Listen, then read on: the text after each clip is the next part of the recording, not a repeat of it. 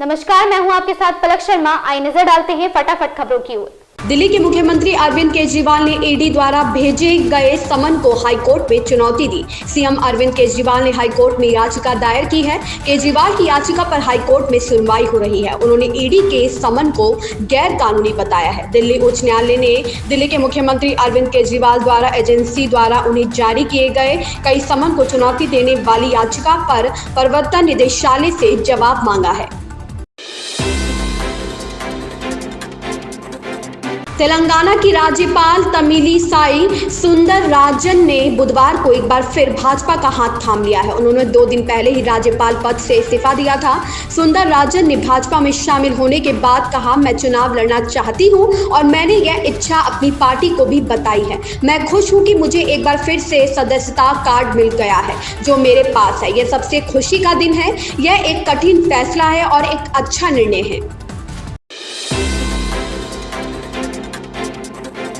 बिहार लोक सेवा आयोग ने तीसरे चरण की शिक्षक भर्ती परीक्षा को रद्द कर दिया है। बीपीएससी की ओर से इसके लिए नोटिस जारी कर दी गई है। 15 मार्च को ली गई 2 पालियों की परीक्षा रद्द की गई है। इसके बाद आर्थिक अपराध इकाई ने खुलासा किया कि परीक्षा प्रश्न पत्र 13 मार्च और 14 मार्च को ही लीक हो गया था। ईओयू ने इस मामले में 266 लोगों को जेल भी भेजा था। दिवंगत पंजाबी गायक सिद्धू मूसेवाला की माता ने रविवार को एक बेटे को जन्म दिया था। परिवार बच्चे के जन्म का जश्न मना भी नहीं पाया था कि एक टेंशन ने उन्हें घेर लिया। दरअसल मूसेवाला की मां चरण कौर ने 58 साल की उम्र में इन विट्रो फर्टिलाइजेशन तकनीक का सहारा लेकर बच्चे को जन्म दिया था। भारत में आईवीएफ के लिए अधिकतम उम्र 50 वर्ष निर्धारित होने के कारण चरण कौर विदेश से इस तकनीक के जरिए गर्भवती हुई थी। अब इस मामले में परिजनों को लीगल नोटिस भेजने की बात सामने आई है।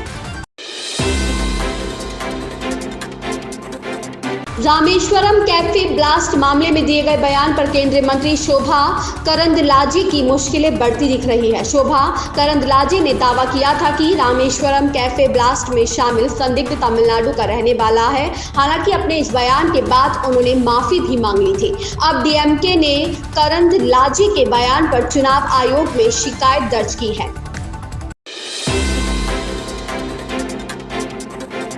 अभिनेत्री प्रियंका चोपड़ा बुधवार को अपने पति निक व बेटी के साथ अयोध्या पहुंची। इस मौके पर इंडियन लुक में नजर आई।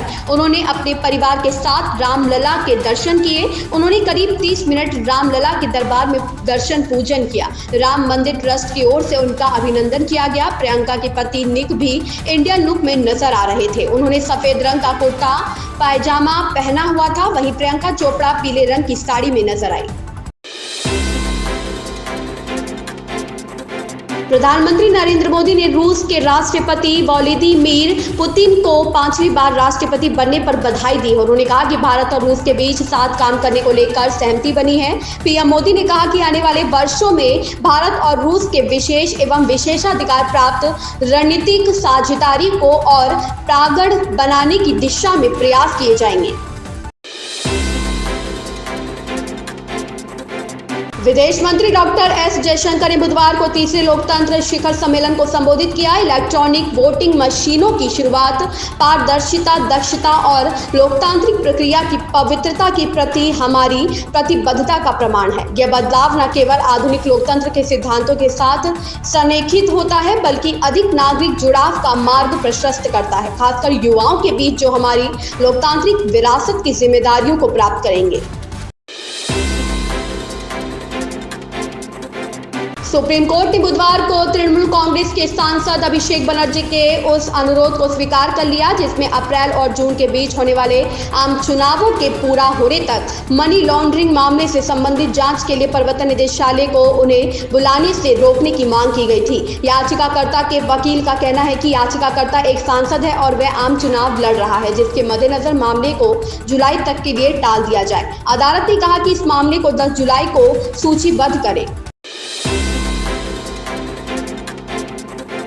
साउथ के सुपरस्टार सूर्या, बॉबी देओल और दिशा पाटनी स्टारर कंगवा का टीजर रिलीज हो चुका है। 51 सेकंड के इस टीजर में कोई डायलॉग नहीं है, सिर्फ एक्शन और एडवेंचर सीन्स की झलक है। शुरुआत में मेकर्स इस फिल्म को अप्रैल 2024 में थिएटर्स में रिलीज करने वाले थे, पर इलेक्शन के चलते इसे पोस्टपोन कर दिया गया है। मेकर्स ने अभी इस फिल्म की नई रिलीज डेट अनाउंस नहीं की है।